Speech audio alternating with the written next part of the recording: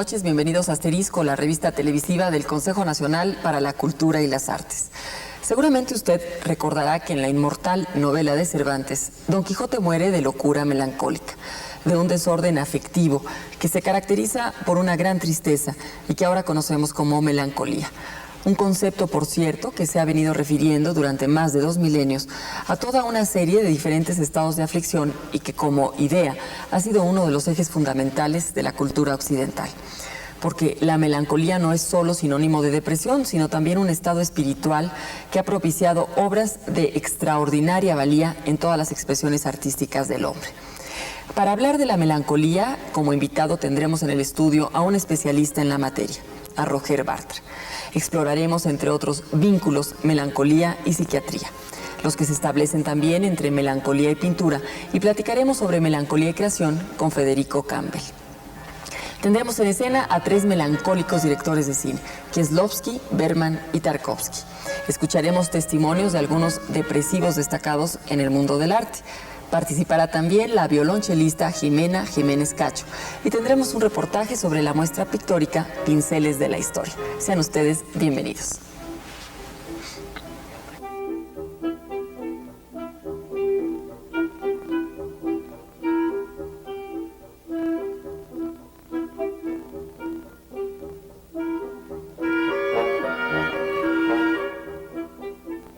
La melancolía es la felicidad de estar triste, escribió Víctor Hugo.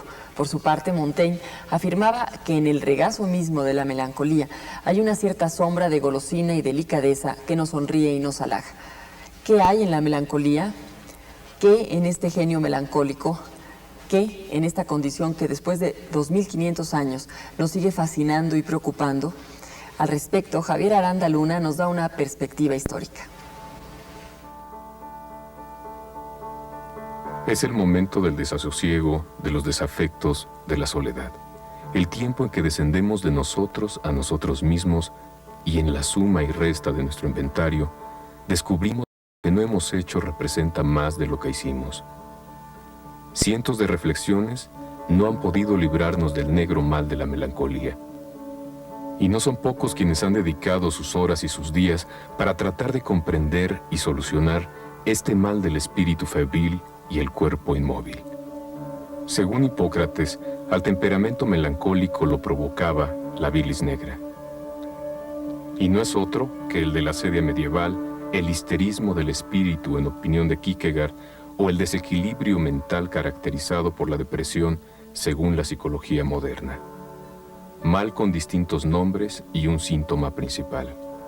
La melancolía domina a sus víctimas con la incertidumbre.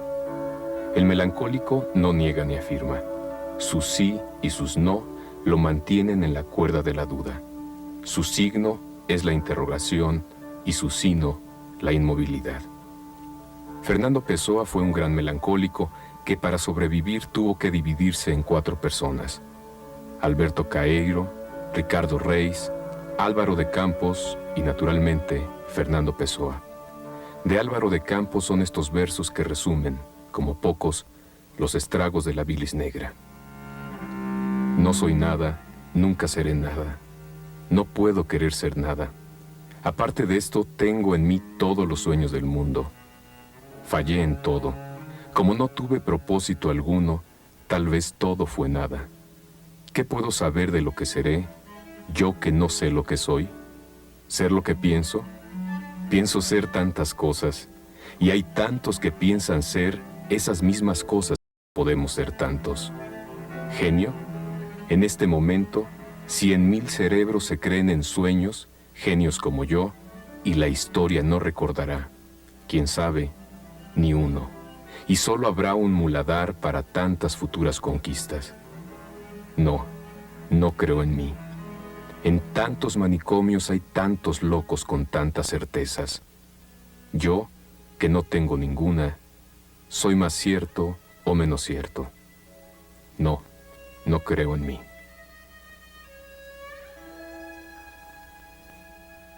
Para conocer la historia de la melancolía es necesario remontarnos al pensamiento aristotélico e hipocrático, pasar por el cristianismo medieval, el renacimiento, el romanticismo y por supuesto las teorías contemporáneas. De la mano de sus diferentes conceptualizaciones corren en paralelo las explicaciones que se han dado a las causas y los métodos utilizados para tratarla. Héctor Rivera aborda la relación entre melancolía y psiquiatría. Frecuentemente asociada con los procesos creativos del hombre, pero también con ciertos procesos de autodestrucción, la melancolía es un extremo de la depresión. Así la define el doctor Athos Campillo, psicólogo clínico psicoanalista con 25 años de experiencia. La depresión es un estado afectivo igual que el enojo, igual que el gusto, igual que muchos otros estados afectivos que conocemos. La característica central sería la falta de deseo, el agotamiento del deseo, ¿sí? La persona deprimida no tiene ganas de vivir, sabe que está mal, pero no encuentra dentro de sí misma el suficiente deseo, el motor, para salir de ese malestar. La melancolía ya es una enfermedad del estado de ánimo. La melancolía, si hablamos de ella en el sentido psiquiátrico de la palabra, porque podríamos decir que la palabra de melancolía tiene un sentido literario.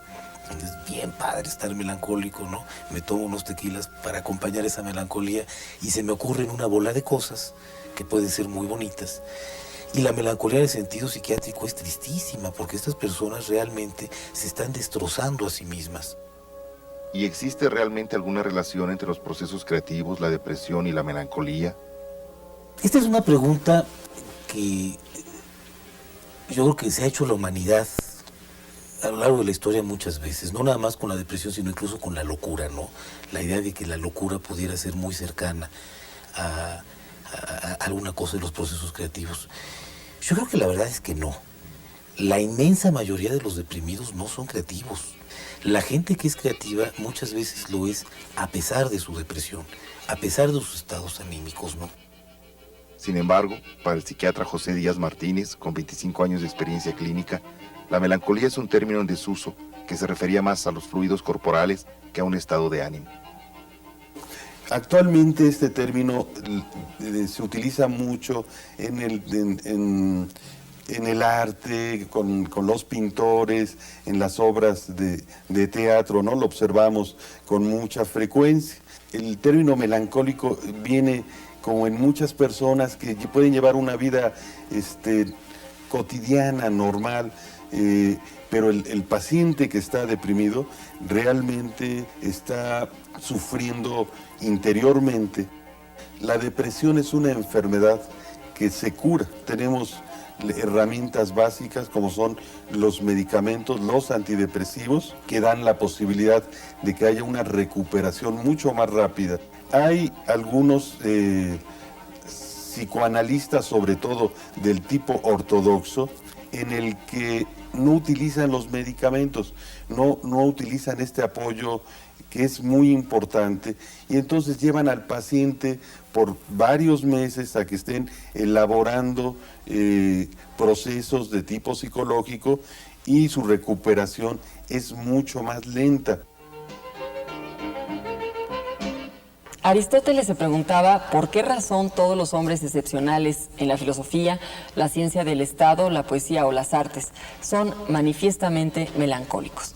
Y al establecer cierta semejanza entre la acción embriagante del vino y la influencia de la bilis negra, pone de manifiesto el carácter extraordinario del genio melancólico. El espíritu renacentista rescata esta antigua idea y desde entonces la melancolía es, al decir de Roger Bartra, uno de los más sofisticados y complejos conglomerados de ideas y emociones que haya creado la cultura. Precisamente Roger Bartra nos acompaña aquí en Asterisco. Muchas gracias por estar con nosotros, Roger. Buenas noches. Bueno, hay que decir brevemente que eres un gran antropólogo, sociólogo, etnólogo e investigador del Sistema Nacional de Investigadores. Y bueno, hoy nos ocupa precisamente la melancolía, esa melancolía de la cual decía Hipócrates, dice, por naturaleza el hombre entero no es sino una enfermedad. ¿Qué tiene que ver esta enfermedad con la ciencia y qué con la vida? Bueno, esto es lo más fascinante de esta textura sentimental, como yo la llamaría, e ideológica también, que es la melancolía, es que logra reunir en un solo concepto, en un solo espacio, la idea de enfermedad con la idea del genio, con la idea de la excepcionalidad, con la posibilidad de alcanzar un fin que no es posible para el común de los hombres. Eso es algo fundamental, pero que está ligado a la tradición propiamente científica, a la medicina, a la combinación de los 4 humores fundamentales de la tradición hipocrática y galénica, según la cual el hombre se caracterizaba por una combinación de 4 humores, ¿no? ¿Es una predisposición o es una consecuencia, por decir también, de los climas, de la edad, del temperamento? Es algo constitucional, pero que al mismo tiempo se encuentra ligado a las estaciones del año, a las estaciones de la vida y, por lo tanto, a los climas, a tantas cosas. Era algo, un equilibrio de humores que ponía en relación al hombre, al cuerpo del hombre, su constitución somática, con la naturaleza, con el cosmos entero. Ahora, ¿hoy en día se sigue asociando con esa bilis negra o hoy es simplemente una depresión y lo que conlleva esa depresión? Y tristeza. Bueno, el término nos ha quedado, no decimos bilis negra, pero decimos el equivalente, el sinónimo de bilis, que es humor. Estoy de un humor negro, es decir, está predominando en esa persona esa bilis negra, esa melancolía quiere decir humor negro, bilis negra. Eso se mantiene en el lenguaje popular y es extraordinariamente vivo. Es la depresión también. Lo que pasa es que los científicos en el siglo pasado, los médicos, les pareció que la melancolía quedaba demasiado contaminada por la tradición, sobre todo por la tradición poética romántica, y quisieron buscar un equivalente que sonase más como algo más científico, y entonces descubrieron el término de depresión, que yo creo que en algunos lugares se está ya comenzando a abandonar. Hay esa asociación también de la melancolía con la asedia, con ese concepto de actitud contemplativa y gusto por la soledad que tenían y tienen todavía muchos religiosos. La asedia era considerada en los tiempos antiguos, en la primera parte de la Edad Media, como uno de los más horrendos pecados capitales. Después se fue asimilando, se fue desdibujando y se asimiló al pecado de la pereza. Pero la asedia era la variante teológica religiosa de la melancolía. Era esa parálisis de la voluntad, la parálisis total que impedía al monje solitario que estaba tratando de entrar en comunidad con Dios, le impedía llevar a cabo eso, se desesperaba y quedaba completamente pasmado, ¿no? Sí. Quedaba atado. Sí, y de ahí el que se pudiese asimilar a la pereza, pero realmente se empobreció mucho el concepto. Si en los religiosos era considerada como pereza, ¿cómo podemos considerarla en el intelectual, en el creador, en el artista? Porque se habla también de melancolía y genialidad, esa especie como de locura que te lleva a hacer cosas, a pensar, a estar como en un estado muy enriquecedor, pues, que genera cosas muy ricas.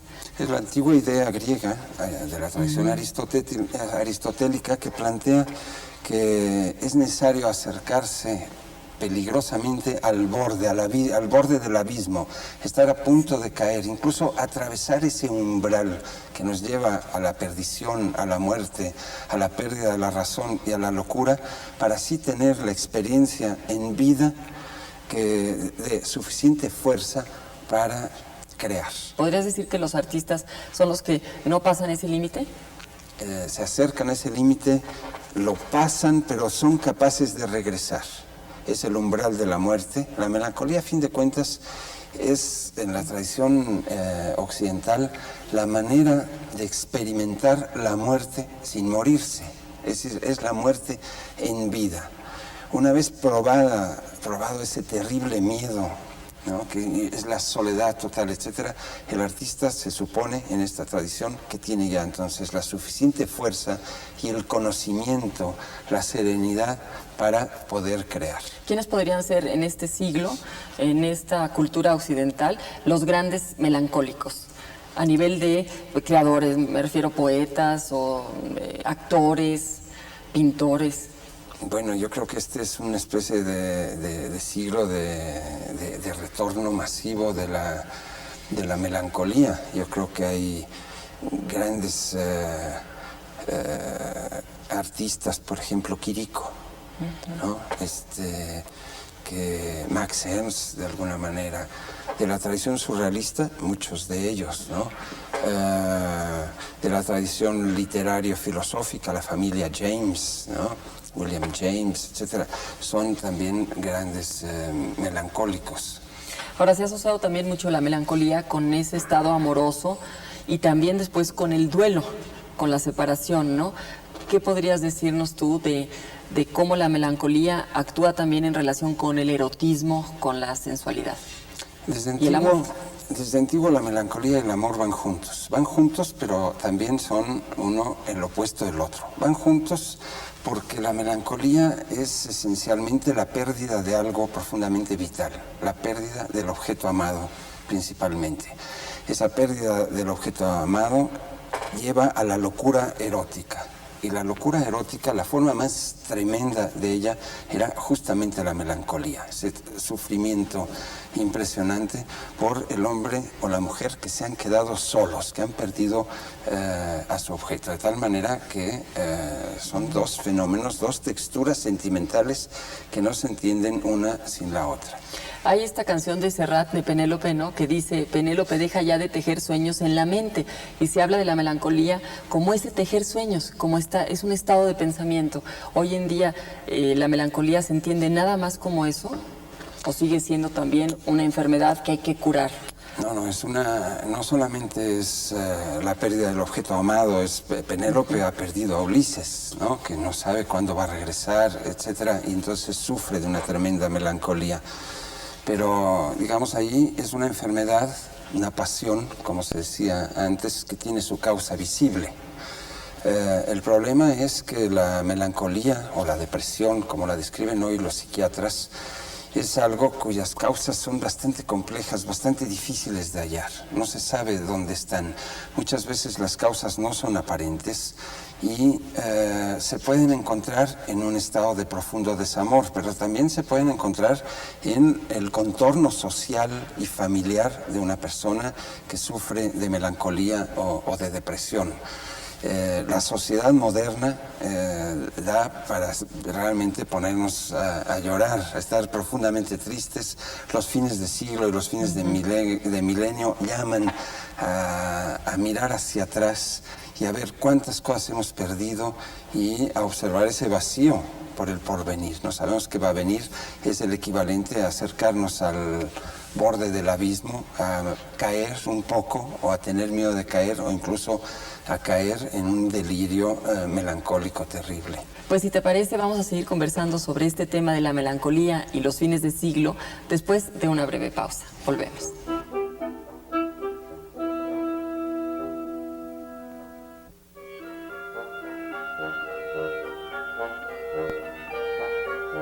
Escribo sobre la melancolía tratando de deshacerme de ella, afirmaba Robert Burton, autor del célebre texto Anatomía de la melancolía.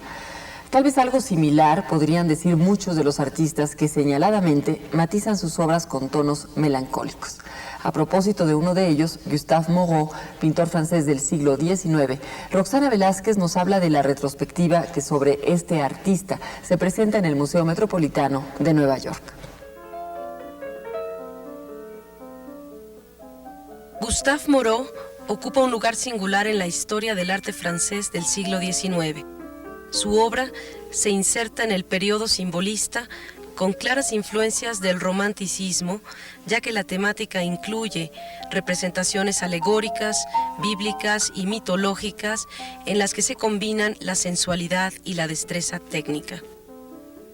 A lo largo de su carrera destacan una serie de obsesiones en la representación de mujeres fatales, ya sean personajes bíblicos como Salomé y Dalila, o heroínas paganas como Mesalina, Helena y Cleopatra. También encontraremos personajes mitológicos masculinos, tales como Hércules, Orfeo, Jasón y Prometeo. En un tiempo de transiciones y grandes cambios, en el que coexisten el romanticismo, el realismo y la revolución impresionista, Moreau se aísla y crea su propio lenguaje visionario de experimentación artística que sienta sus bases en la escuela de su coterráneo Eugenio Delacroix. Nacido en una familia acomodada, nunca necesitó vender obra alguna, y su participación en los salones de pintura fue de forma intermitente hasta 1880. La técnica utilizada fue la pintura al óleo y la acuarela, en la que se observan variaciones que van del dibujo preciosista a composiciones abstractas que solo unos pocos amigos podían contemplar. Moreau se convierte en un excepcional e inusual maestro que juega un papel importante al animar a jóvenes artistas que se convirtieron en osados innovadores, destacando entre sus discípulos Matisse, Marquette y Rouault. Además, se le reconoce un papel de precursor en los movimientos fauvistas y surrealistas. Fue un hombre de vasta cultura, quien vivió en semirreclusión. Aunque nunca trabajó en el Medio Oriente, fue ciertamente influido por la moda del orientalismo en la literatura y la pintura. Copió miniaturas persas y tenía una especial fascinación por la arquitectura y pintura indias. Estas obras fascinantes despertaron el interés de la élite e inspiraron a escritores y poetas. A su muerte, en 1898, a los 72 años, dejó al Estado su casa de París, que contenía alrededor de 10.000 obras que hoy forman parte del Museo Gustave Moreau.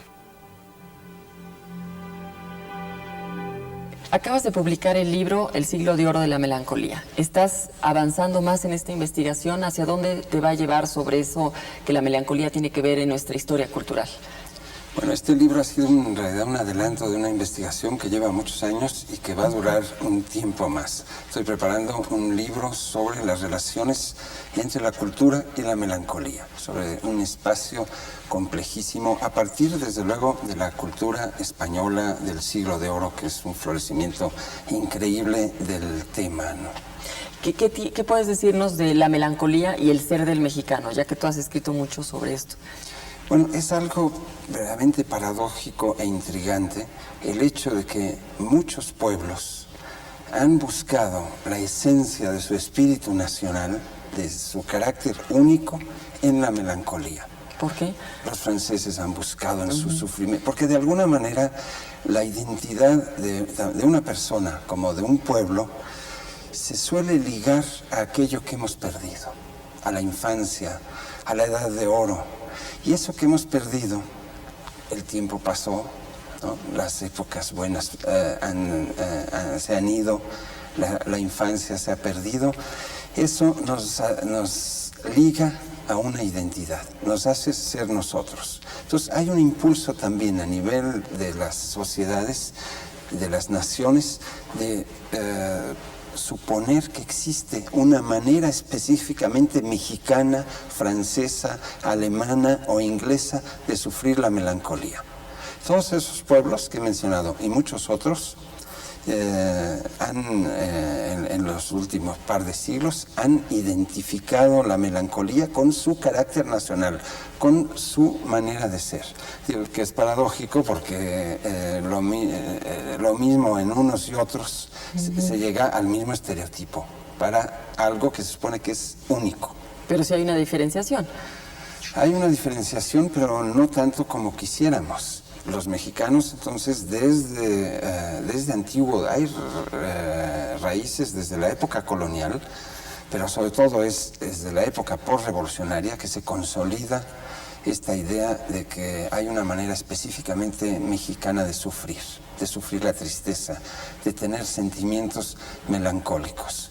Y en torno a eso se construye toda una noción de la soledad, del abandono, de la pérdida de la edad de oro originaria, del derrumbe de las culturas indígenas que son exaltadas como el equivalente a la infancia, etc. ¿Y pasa lo mismo con lo que son los fines de siglo? Lo que han sido otros fines de siglo y el que se acerca para nosotros. Los fines de siglo son esa típica combinación de tremendo pesimismo, porque se nos ha ido un siglo, o un milenio, peor todavía, ¿no? Y de esperanza, porque estamos cerca de algo nuevo, pero como no sabemos qué va a ser, tendemos a mirar hacia atrás. a mirar hacia lo que hemos perdido. Y entonces se expande una gran onda de melancolía por todo el mundo. Yo creo que eso lo estamos contemplando hoy en día. Los psiquiatras en sus estadísticas están comprobando que cada vez hay más melancólicos, más depresivos. Y para concluir la entrevista, Roger, ¿la melancolía es ganancia o es pérdida? ¿O cómo deberíamos de verla? Yo creo que es una pérdida que produce enormes ganancias. Ese es el carácter trágico, paradójico, pero también irónico de la melancolía. Hay que perder mucho, hay que sufrir mucho, hay que enfrentarse a tremendas tristezas para ganar. Esa es la imagen que da la melancolía. Lo que pasa es que el proceso es riesgoso y mucha gente se queda por el camino. Bueno, pues muchísimas gracias por estar con nosotros y te invito a que nos acompañes porque ahora vamos a seguir profundizando en este tema. La depresión, la acepción moderna de la melancolía dictada por los psiquiatras, está marcando el fin de milenio en la cultura occidental. Su resurgimiento no solo como tema intelectual de moda, sino como cifra estadística en aumento lo corrobora. Enseguida tenemos para ustedes el testimonio de creadores e intelectuales a quienes agobia el genio creador de la melancolía. Gracias. Gracias a ti. La melancolía en el diccionario significa propensión a la tristeza, tristeza nostálgica, suave. Pero, ¿cómo se manifiesta el sentimiento melancólico en el arte? ¿Cómo se escribe, se esculpe, se musicaliza o se pinta la melancolía? Exploran con asterisco procesos creativos y melancolía 4 artistas jóvenes. Adriana Arrieta Munguía lleva 12 años en el mundo de las letras. Poeta por convicción, tiene publicados Años Polvo y Leyendas Marinas. Su más reciente poemario es Historia de un reflejo cansado, editado por el Conaculta en su colección Tierra Adentro. Bueno, los poemas que yo escribo trato de unir 2 conceptos. Uno es el de la idea y otro es el de la sensación.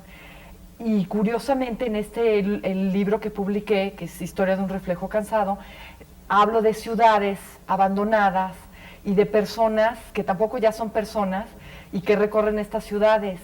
Ahí la melancolía, como yo la veo, es como una pérdida de algo que ya tenía, obviamente, y es esta búsqueda. Entonces esta melancolía siempre está ahí. Claro, es una tristeza fija de ciudades abandonadas o de vagabundos en ruinas o de esta soledad eterna que existe en el ser humano, por más que esté acompañado en donde esté. Esa es la forma como yo describiría la melancolía en los poemas que escribo. Escultor y académico, a Pablo Kubli se le conoce mejor por su obra de gran formato. El año pasado formó parte de los escultores finiseculares que exhibieron en el Museo de Arte Moderno. Creo yo que la tristeza o la depresión es importante en cada artista porque ayuda a entender un poco su interior, a hacer una introspección sobre su obra, y esos momentos de abstinencia, esos momentos depresivos buscan en el yo interno nuevas ideas dentro de la obra que se vaya dando. Eso es el proceso creativo que muchos artistas tienen al desarrollar lo que son elementos melancólicos por la propuesta de crear algo diferente o novedoso. En cierta manera los escultores nos escapamos un poco de la melancolía porque hay que trabajar en grupo, hay que trabajar con la industria. Sin embargo, el proceso de boceto o de dibujo previo a la realización de la escultura tiene que tener previamente algunos momentos pues, de cierta depresión, de tristeza, que es el entorno que uno vive para poder desarrollar algún objeto importante y posteriormente ya desarrollarlo como una escultura ya final. Egresado de Berkeley, el compositor y bajista Aleric Barba se ha dedicado a la producción discográfica y a tocar con su grupo La Razón. Mira, la melancolía yo la uso como un ingrediente de receta de cocina para darle un toque natural a las composiciones. ¿Por qué? Porque yo creo que los latinos por excelencia tenemos un arraigo impresionante y ese arraigo es lo que nos hace ser súper melancólicos, ¿no? Y pues es una parte importantísima. Si lo vemos con la música mexicana, pues la música ranchera es total y completamente melancólica, ¿no? O nos vamos un poco más arriba y pues el blues de plano es córtate las venas. Becaria Fulbright para realizar próximamente en Boston una maestría en Bellas Artes, Cecilia Vázquez ha sido apoyada por el FONCA y define su trabajo como abstracto, conceptual. Yo pienso siempre que la melancolía es como un motor que está como lo que subyace, ¿no? De alguna manera, el tipo de trabajo que yo hago, o mi trabajo, es como la reconstrucción de un espacio habitable. Eso quiere decir también entonces que ese espacio ya existía y que alguna vez estuviste ahí, ¿no? En ese sentido, sentimientos como la melancolía en un trabajo de ese otro tipo sería como muy hermético, no se vería. En esto sí, porque yo empiezo manchando la tela y sigo a ver qué me va sugiriendo el cuadro. Entonces, obviamente, ahí sí se cuelan los estados de ánimo, ¿no? El violonchelo es uno de los instrumentos musicales que con mayor profundidad sonora puede transmitir sentimientos nostálgicos. Hoy nos acompaña en el estudio Jimena Jiménez Cacho. Con el violonchelo, que tiene en su naturaleza fuertes dosis de melancolía y nostalgia, voy a interpretar la zarabanda de la segunda suite de Bach, que yo no sé lo que habrá pensado Bach cuando la compuso, pero para mí sí es como la voz de súplica de un alma en pena.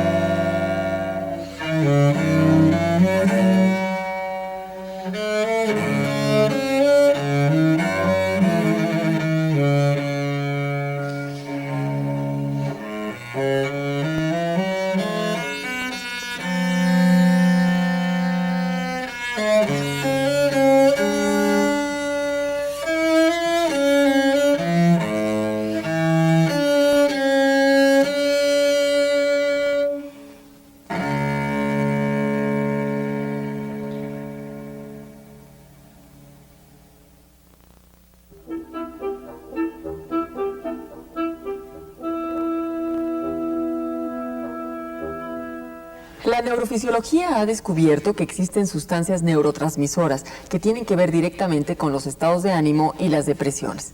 Ya no se piensa en flujos humorales, la bilis negra no existe, pero sí en sustancias que regulen el equilibrio químico cerebral. En la Edad Media y el Renacimiento se usaba el eléboro. En la actualidad se administra Prozac, entre otros fármacos. Héctor Rivera nos platica sobre la depresión y los creadores, entre otros tópicos, con Federico Campbell. Federico Campbell cargó él mismo sobre sus espaldas durante más de 30 años la pesada losa de la depresión. Escritor y periodista, se reencontró con la alegría de vivir gracias al minucioso tratamiento farmacológico que le prescribiera un psiquiatra.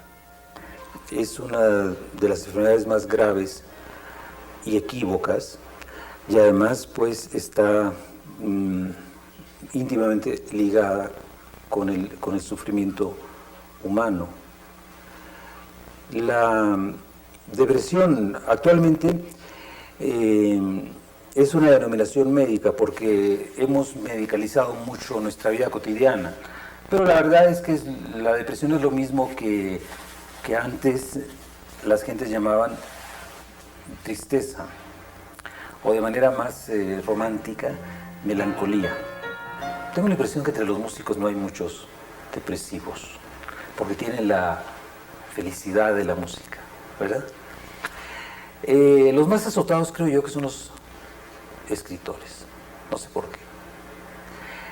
Y a pesar de que leí que está el caso de Virginia Woolf que se suicidó, el caso de Albert Camus, que dicen que su muerte accidental en la carretera fue un suicidio muy elegante, muy disfrazado, un suicidio disimulado.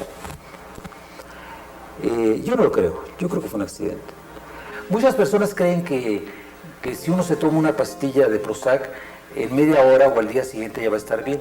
Ese no es un malentendido, es una ignorancia, ¿verdad? Los antidepresivos, como el Prozac, tienen efectos 2 o 3 semanas después de estarlos tomando diario. Son de efecto acumulativo. Cuando uno es depresivo de por vida, uno se vuelve adicto a los textos sobre la depresión. Casi se vuelve uno especialista en la depresión. Y se lee uno cuánto artículo hay sobre la depresión, libros, etc. El libro de William Styron sobre la depresión, que es casi un clásico, Oscuridad Visible. Dice pues que hay una relación entre la creatividad, entre el sufrimiento y la creatividad literaria. Yo no lo creo. Dicen que Marcel Proust era un hombre muy angustiado. Yo creo que Marcel Proust escribió su gran obra maestra, que es En busca del tiempo perdido, a pesar de su depresión, no por su depresión. Yo no creo que Thomas Mann haya sido un hombre muy depresivo. Tampoco James Joyce, sí, pero yo, por mucho que he leído al respecto, yo no veo que exista una relación directa entre depresión y creatividad literaria. Ciertamente Juan Rulfo, más bien veo la depresión en relación a la impotencia literaria, al no poder escribir.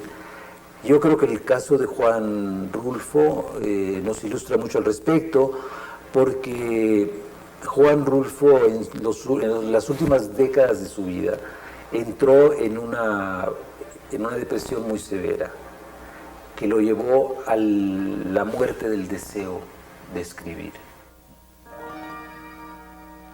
Afirman los teóricos que una de las características de los melancólicos es que los consume el interés por ellos mismos, la obsesión por meditar en la fragilidad propia y de los demás, en lo complejo, absurdo, breve y también dulce de la vida.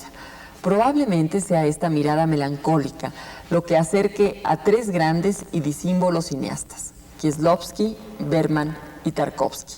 Alejandro Pelayo nos da su opinión al respecto.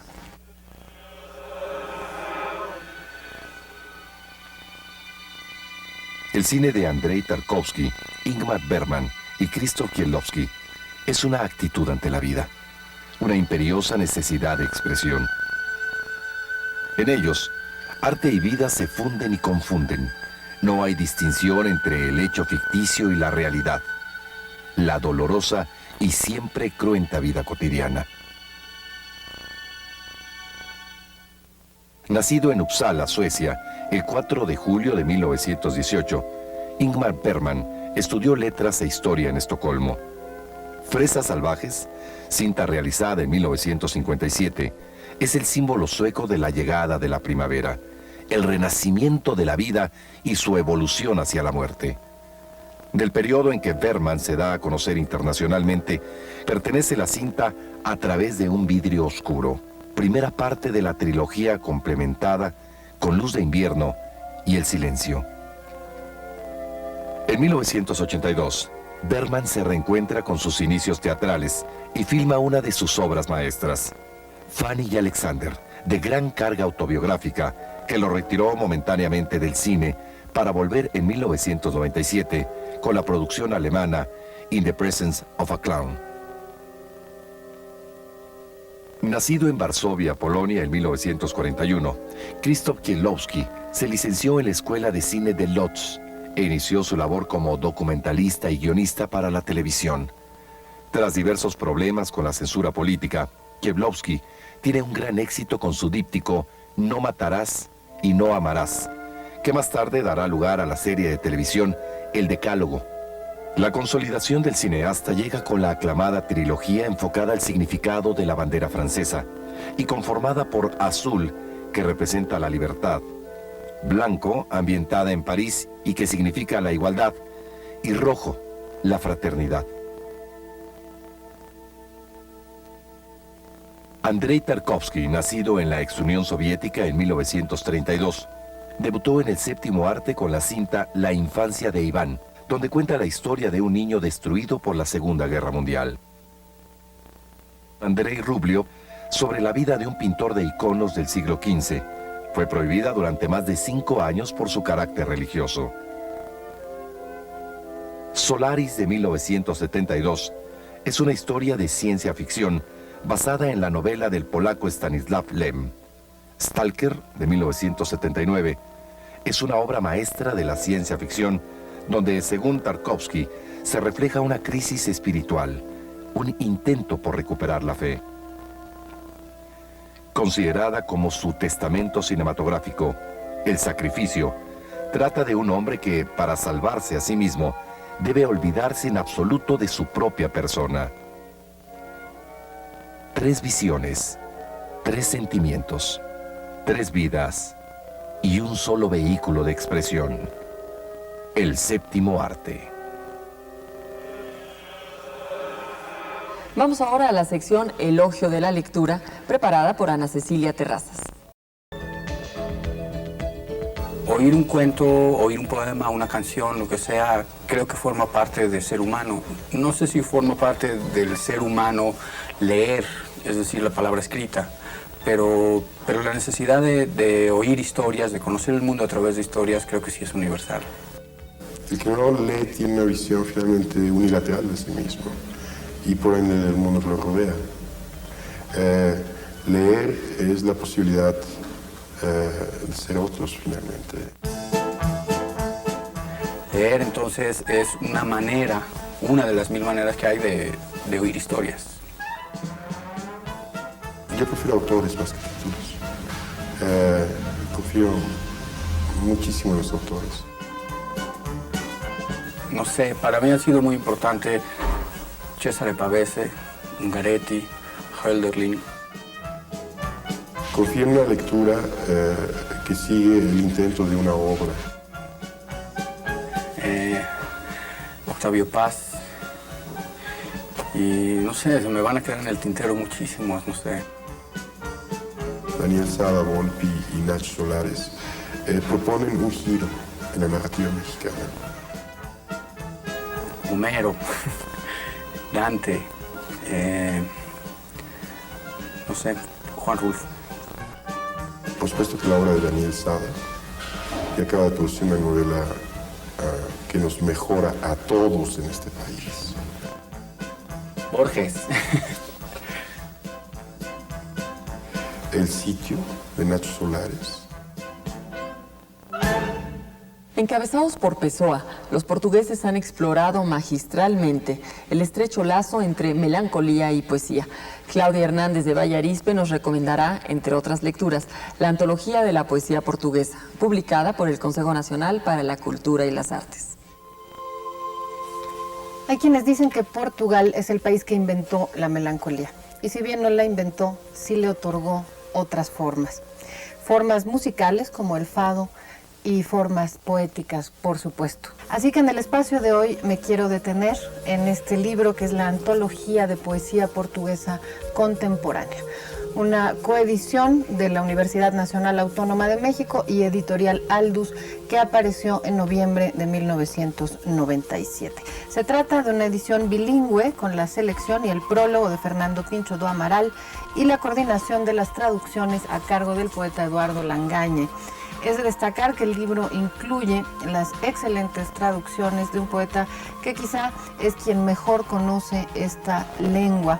Se trata de Francisco Cervantes. Los poetas incluidos en esta antología nacieron entre 1901 y 1957. Parte de esos 100 años de poesía portuguesa que han sido clasificados, llamados el siglo de oro portugués, un siglo dominado, por supuesto, por un poeta que nació en 1888, un 13 de junio, Fernando Pessoa.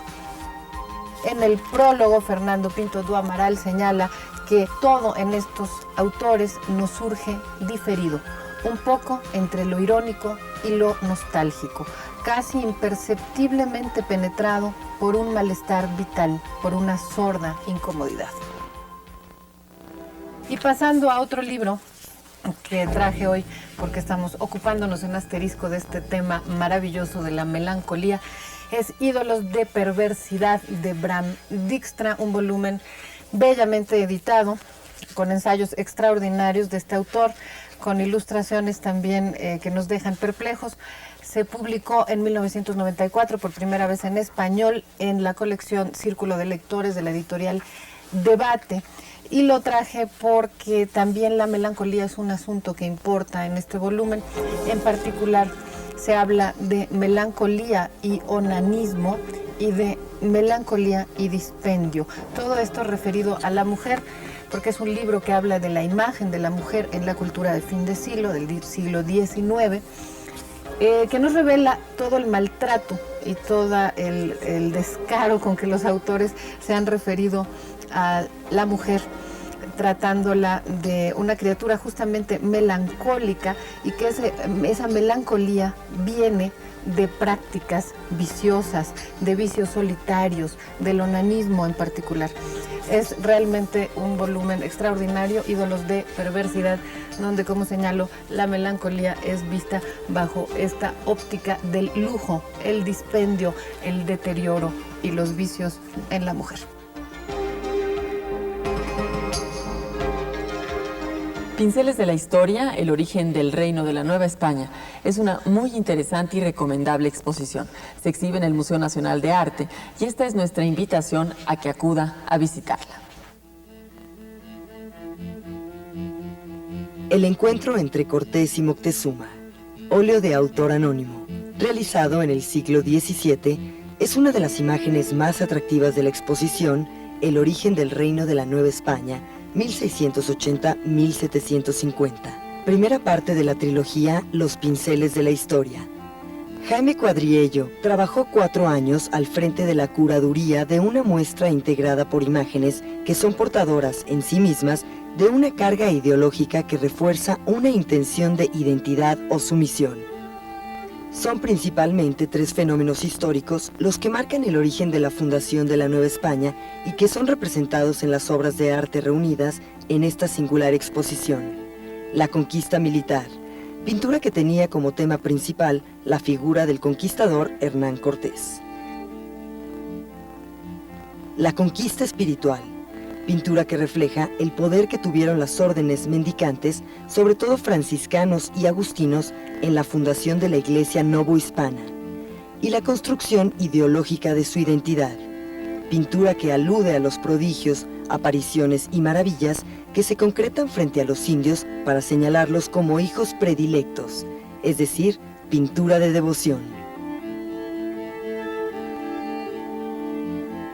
Es importante señalar que el curador de El origen del reino de la Nueva España ha señalado insistentemente que no se trata de una exposición que refleje la historia de México. Es más bien la visión que los criollos y los miembros de la nobleza mexicana quisieron tener de lo que fue el período histórico entre 1680 y 1750.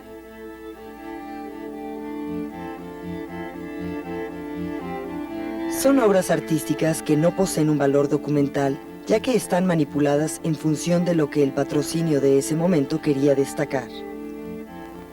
La historia no fue así. Así la quisieron imaginar y contar estos artistas de los siglos XVII y XVIII.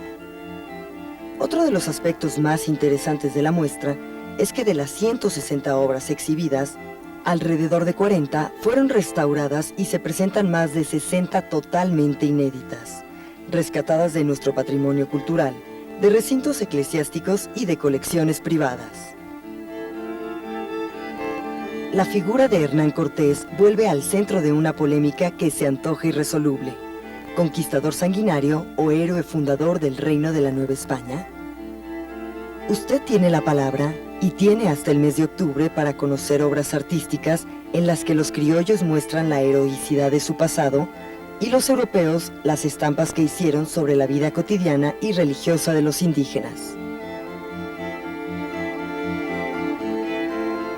Bueno, pues así concluye nuestro programa de hoy. Pero yo les recuerdo que para el equipo que hace posible este programa es sumamente importante que ustedes se comuniquen con nosotros. Sus sugerencias, críticas y opiniones nos ayudarán a mejorar nuestra propuesta. Nuestra dirección de correo electrónico es *conaculta.gov.mx o puede usted también escribirnos a Barranca del Muerto, 380, Colonia Guadalupeín, México, Distrito Federal, 01020. Bueno, pues muchísimas gracias por estar con nosotros. Yo los invito a que nos acompañe en otra emisión más de Asterisco el próximo sábado a las 8 de la noche por Canal 22. Gracias y hasta la próxima.